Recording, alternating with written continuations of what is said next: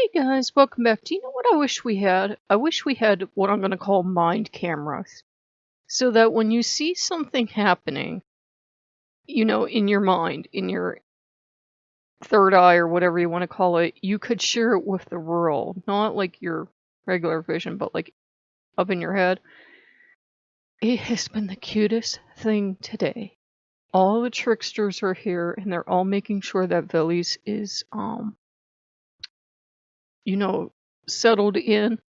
And, actually my experienced tricksters can be, like, really shy. I know Loki doesn't seem like it, but they can be really shy about what they want and need, and they're all kind of, like, very tender and very gentle with him and making sure he's settled in and, making sure he's getting fed and does he have his special place and does he have, special things. And it's like the sweetest thing I've ever seen because, people that don't like tricksters will say, oh, they're greedy, and they're all making sure that he gets his share, and they're all being very tender and loving towards him. And they all look at me real hopefully, because remember, we're a minority of a minority.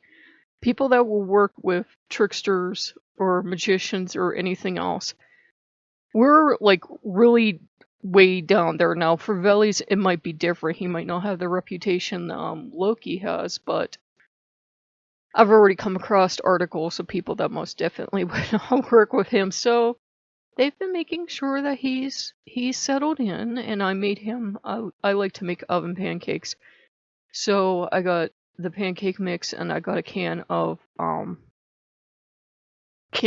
canned apples, like you would put in a pie, and cinnamon and sugar, and I threw that on top of the mix, and then I baked that off. He liked that. And I put some ice cream on it, ice cream from the place I'm not supposed to go. I get it with cherries on top, so that like when I make stuff like that, I can put it on there, and then there's cherries on top of it. It was so good.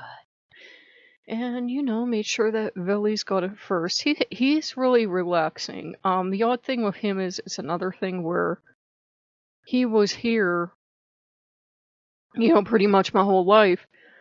But since he was in another form, you can get so attached to the form, to the outside trapping, that when you see what they really look like, you're like, who are you? I don't know you.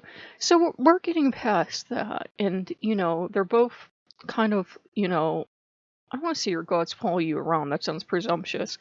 But they're both being really close. Let's put it that way. They're both being really close today and making sure, I still love them. And Loki's, I don't want to say handling it quite well. He's very proud and he's really relaxed. I've never seen him this relaxed. I think he wanted another, god that's like him, in a god that does magic and tricks and mischief. And there's this story of, when they have their annual battle, Piran and Veles. Veles always gets defeated and driven back, and he's so sweet. He like hides behind people. He gets scared and he hides behind people, and I'm like, oh. I think that's why he has a bear for, one of his totems. They're called the Prince of the Forest, but at the same time, you can spook a bear fairly easily. Not that they're not one of the most dangerous animals on the planet, but you can also spook them quite easily, and they'll climb a tree to get away from you, and they'll hide, and they're just adorable little balls of fluff. It will probably rip my face off if I try to hug one. But, and it's good having him here. He's making himself quite at home. And like I said, Loki is really relaxed and really pleased, and Loki's been like cuddling up into me all day, like, ah. Loki's almost acting smitten. I don't think he'd care if I told you. He's almost acting smitten. It's kind of like you feel like he's like spending part of his time cuddled up into me, like he just got something he really wanted, and part of his time he's spending traipsing around after Veles. So it's really cute and adorable. You get this sense, it's really cute and adorable, and all the other gods are like, "Aw, that's so cute." And I'd asked Loki, I said, I know you're never done growing and you're never done meeting gods, and there's like countless gods. But I said, are we done for a while? And he just looked at me and goes, maybe. And I'm like, that means no. That means no. So you'll be hearing about somebody else sooner or later. I did try to do meet and greet with the rest of the Pantheon. I tried again today. I didn't like just try once and give up. I tried again today, and they are letting me have just Weles for now because Tricksters sometimes need extra care. They keep the balance, you know, they're the teachers and everything, so sometimes they're extra, you know, handle them with care, and they need extra care and love and attention. So it's not the idea of we don't want to work with you. It's Tricksters need a lot of love and care and attention, affection, because they don't always get it every place. And those of us that work with them, it's, you know, we can't wrap our head around it because they're the ones naturally attracted to us. And I think I told you pretty much everything about him yesterday, about the associations with the water and the woods, and he's lord of all the animals, so the domestic and wild, which was interesting because there's usually a difference. He's god of oaths, god of the household, so he's like god of your fortunes. Underworld, also knows the past, present, and future. He's also a new association I saw today was poetry. And he is, of course, a musician, like patron god of musicians.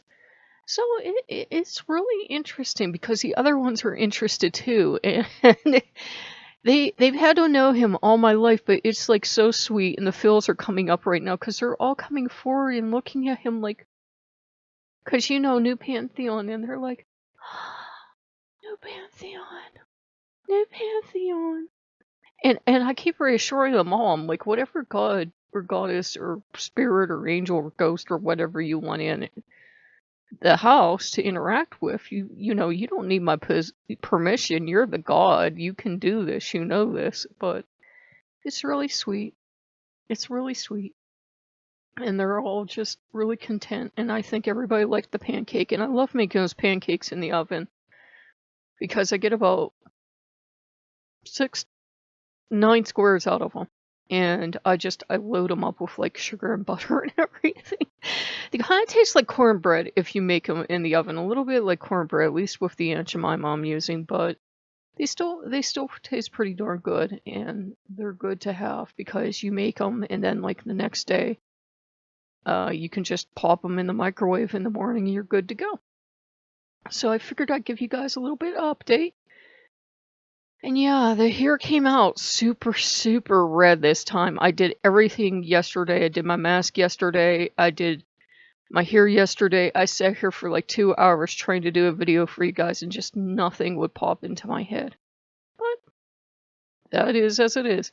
So if you like what you see, like, comment, subscribe, and I will see you guys later. Bye-bye.